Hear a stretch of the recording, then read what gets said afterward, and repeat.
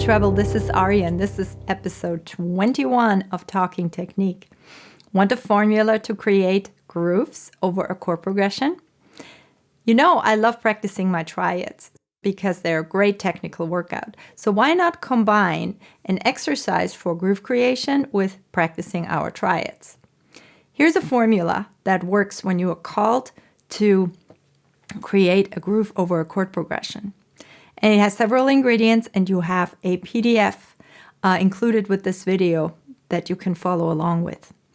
Let's take a look at the chord progression. It's a 1, 6, 4, 5 chord progression. That means that the one chord, I'm in the key of D here, the one chord is a D major triad, and a great way to finger the D major triad is to start with your middle finger and then play the triad shape just like that. And that means you have the root on the second finger or the fourth finger. And that would be your D major. Now for your B minor, you're right in position if you put your fourth finger on the root there, and these two fingers actually stay where they were. So that's a really comfortable shape. Now for the 4 chord, for the G major, we could play it here, but since I want to keep the grooves as consistent as possible, I want to have access to the upper octave. So I'm going to move for the G right here and play again, starting with the second finger. There's my octave on top. And then I just move this whole thing up for the 5 chord. And there's my 5 chord. So that's ingredient number 1. The chord tones, the triads, done. Next ingredient, rhythm. You can either just come up with something and keep it consistent, or you can write out something and, read it off. Either way works. So in your handout, I've given you a few examples. There are 4 different ones. And so first you learn the rhythm and you play just the root on with the rhythm. And then you add in your triad notes. And I recommend you come up with a formula that stays consistent because it gives the groove a repetitive feel, a flow, and has some logic to it. So here is an example.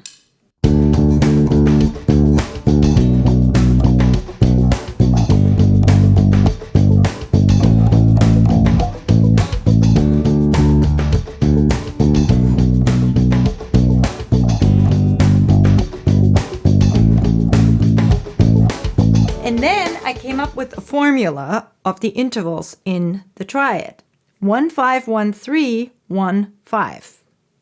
1, 5, 1, 3, 1, 5, 1, 5, 1, 3, 1, 5.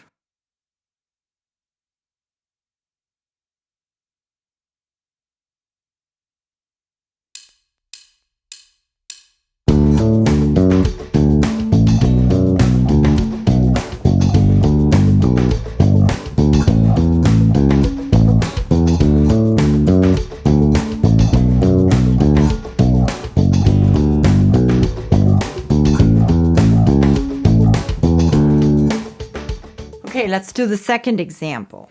Then we're bringing in 16th notes. Again, I'll play just the rhythm and then I'll flesh it out with the triad notes. And again, I came up with a formula 1, 1, 3, 1, 1, 1, 8, 5, 3, 1. So you will notice that there's a bunch of ones in there, and I did that on purpose because if you make the groove kind of too active at all times, it can get a little crazy. So I want to put a lot of roots in the beginning of the bar, and I want to put a lot of roots on the other strong beat of the bar, which is beat 3. So not that you always have to do that, but I don't know what else is going on in the song. So that's a bit of a safe bet, I think.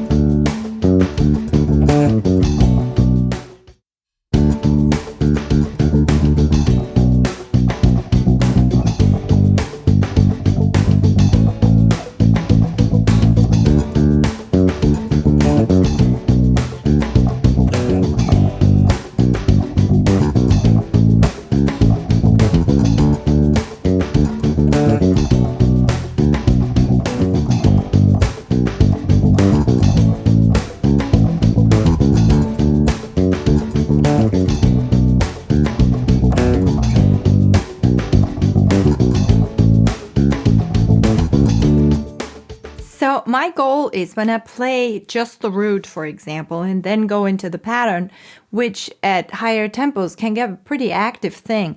My goal is to stay just at the same kind of calm as if I'm just playing the roots. If I feel my hand is tensing up, and I need to take the tempo down, because you'll immediately hear it. It'll start swallowing notes, choking notes, and not sound right. And the next example, number 3.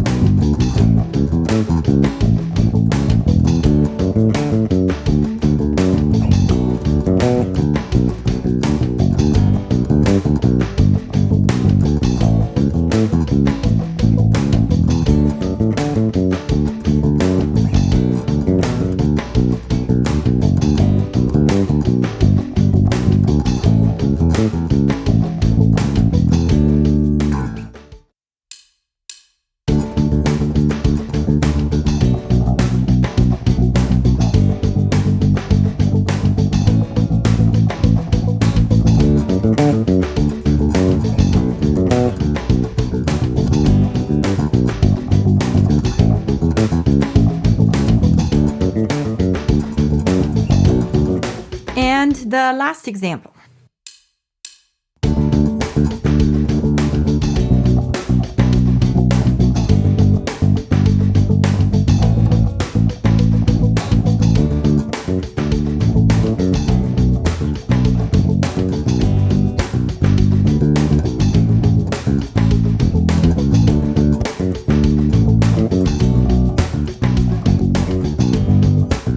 I think it's an interesting challenge technically to play these fast triad structures and to try to keep alternating in your right hand. So that really adds another level of challenge.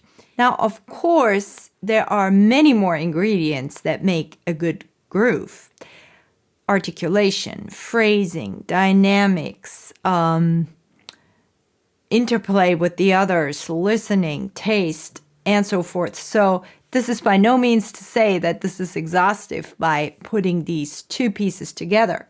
But what I do think is that coming from these two basic concepts can give you a bunch of ideas that you might otherwise not have. It's also a good method to unstuck yourself if you find yourself in a creative rut or just want to try something different.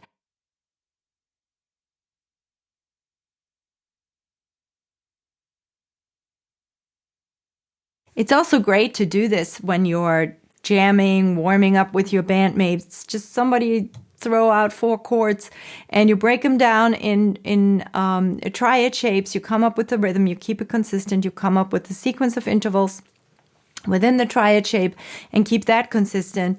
And then you do 3 or 4 rounds of one way and then switch it up and there's your next variation. So there are lots of options and opportunities to use this as a springboard for ideas. Enjoy, have fun. What do you use to jumpstart ideas for coming up with new grooves? Let us know in the comments. Thank you very much for watching.